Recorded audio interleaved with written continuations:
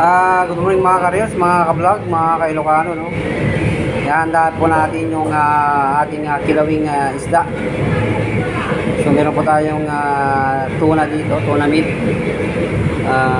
calamansi juice, luya, yung white onion, yung sili, siyempre yung black pepper powder, saka yung rock salt at vinegar.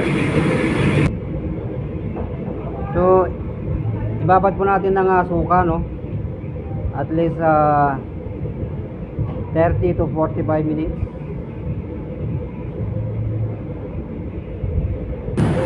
At syempre may konting luya yung pagbabad natin sa sa isda. Nababad ko na at na-drain ko na din yung yung ating tuna meat. At ilagay na natin lahat yung mga sangkap. Ito na guys, paglalagay natin lahat yung sangkap. Nauna na yung luya, yung ating bell pepper, siyempre yung sili kanina, at sibuyas,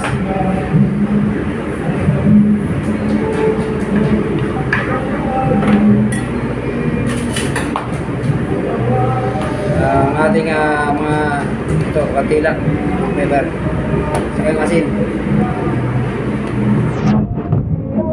Limang kutsara na calamansi juice. At siyempre yung ating vinegar, mga 5 kutsara.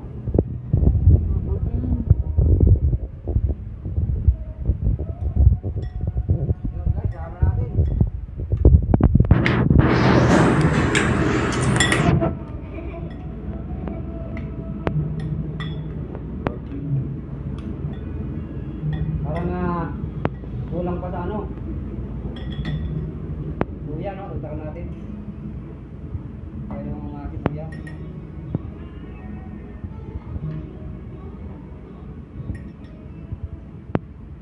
At tikman natin. Yun, finished product niya.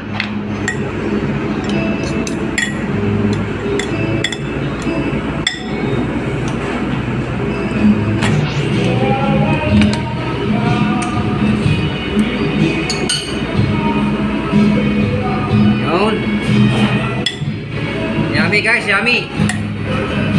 Yung ating kilawing tuna. Thank you.